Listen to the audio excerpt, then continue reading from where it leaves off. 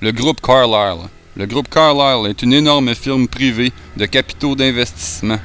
Ils font des levées de fonds d'individus bien nantis, de citoyens corporatifs et de fonds de placement. Ils investissent ces sommes dans un marché parallèle à celui de la bourse. Ce qu'ils font, c'est qu'ils passent par-dessus l'intermédiaire. Ils achètent directement aux propriétaires ou contrôlent les marchés d'une façon ou d'une autre. Ils contournent la bourse. Ils contrôlent souvent ce qu'ils achètent. Ce qui veut dire qu'à cause qu'ils sont privés, ils ne se conforment pas aux règles du marché ou du pays. Ils achètent la compagnie à une fraction du prix, se retournent et vendent à gros prix avec des bénéfices énormes. En anglais, cette pratique s'appelle the buyout practice. Le nombre connu d'investisseurs en défense aérospatiale est en fait une liste très courte.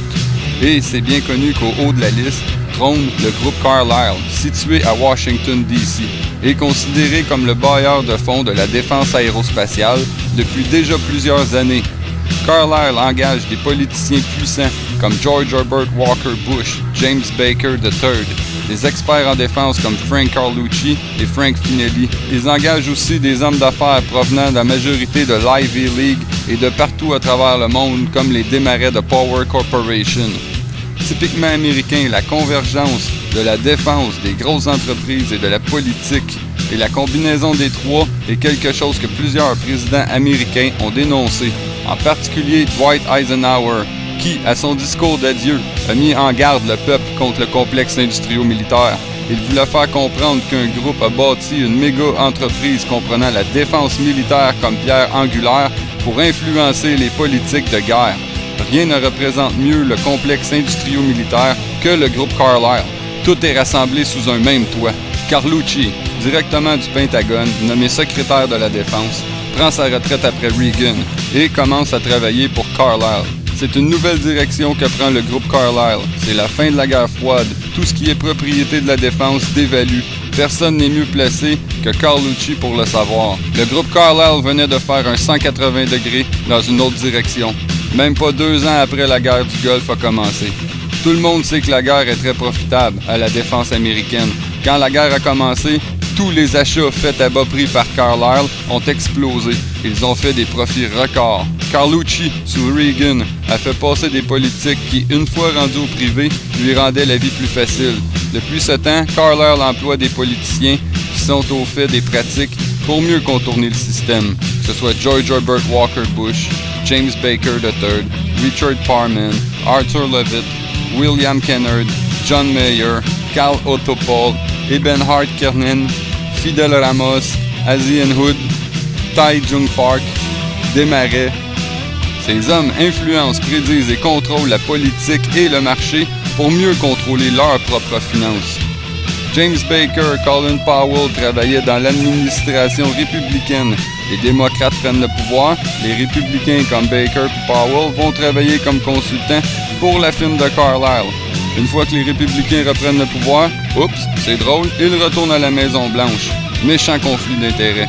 C'est très difficile de savoir qui travaille pour le groupe Carlyle. Certains sont payés de façon ambiguë, d'autres ne sont pas sur le payroll. Vous pouvez savoir du groupe Carlyle ce qu'il veut que vous sachiez de lui.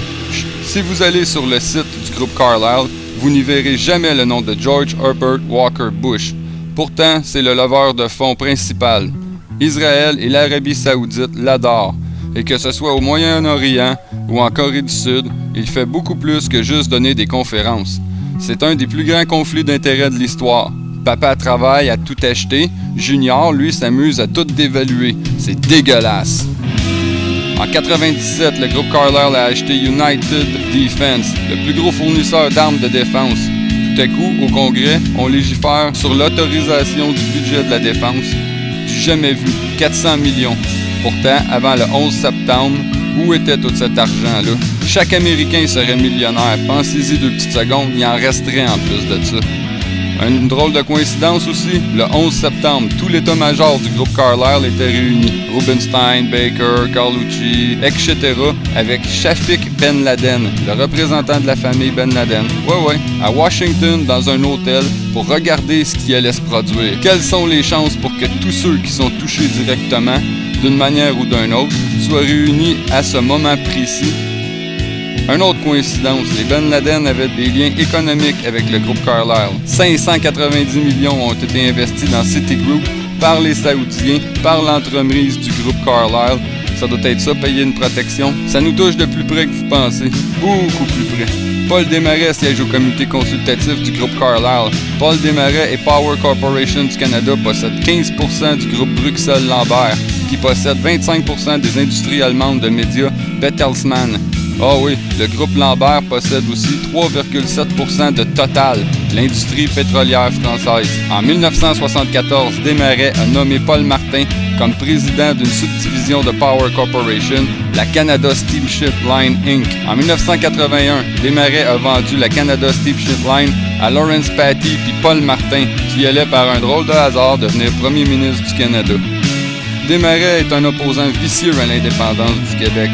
Il a 2 garçons, Paul Junior puis André. André, par un drôle de hasard, est marié à la fille de l'ancien premier ministre du Canada, Jean Chrétien. Elle s'appelle France. Quand Paul prend la crémaillère à son humble demeure du domicile de sa gare de 75 km², près de la Malbaie, il y figure des anciens présidents comme Bush et Clinton, Jean Chrétien, Paul Martin, Lucien Bouchard, Martin Cochon, etc. Bonne chance si vous êtes pas invité. Il y a 3 barrières gardées 24 heures sur 24. Si vous trompez les gardes, 10 km vous séparent de la maison. Sur cette distance, vous risquez de rencontrer des équipes de la GRC ou du FBI, du FBI au Canada, qui quadrillent les lieux. Venez me dire maintenant que vos votes ont de la valeur. Venez me dire que vous n'êtes pas manipulé. Je suis bouche bée. Venez pas me dire que vous n'allez pas réagir. Quand on sait que c'est le même Paul Desmarais qui a forcé John James Charest à démissionner comme chef du Parti conservateur pour venir prendre la tête des libéraux québécois, on comprend pourquoi Thomas Mulcair ne pesait pas lourd dans la balance. Lui qui appuyait le protocole de Kyoto, qui était contre les projets comme le Surroi ou la privatisation du Mont Offord. Les ports méthaniers, c'est le comble de la stupidité. Que ce soit le port de Gros-Cocoua ou celui de Rabasca, c'est de la marde. Le Mont Offord, c'est important, mais c'est de la poudre aux yeux. Il bouge la main gauche. Pendant que vous regardez la main gauche, la main droite s'active. Faut-tu que je vous rappelle que c'est le financier canadien Paul Desmarais qui, avec son bon ami le Belge Albert Frère, contrôle la compagnie Suez par l'entremise du groupe Bruxelles Lambert. Les 2 hommes contrôlent maintenant Suez Gaz de France, le 2e plus grand distributeur de gaz européen. Comprenez-vous pourquoi Charest est là et pourquoi il pousse les ports méthaniers?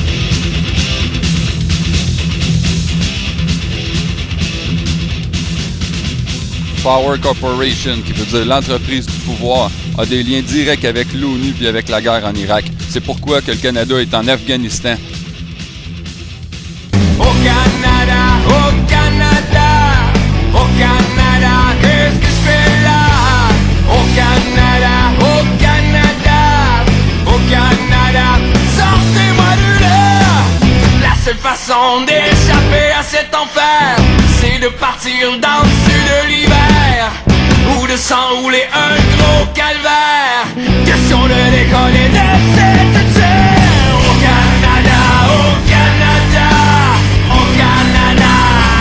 Hey, hey, hey! Power Corporation est propriétaire de la presse, du Soleil, du Quotidien, du Droit, de la Tribune, du Nouvelliste, avec une participation dans le journal Métro. Power Corporation et Radio-Canada ont également une entente secrète de convergence. De là, l'appui inconditionnel au fédéralisme puis à la guerre. Venez me dire le contraire maintenant. Tu défends pas la paix, tu défends les intérêts à Bush puis à Desmarais.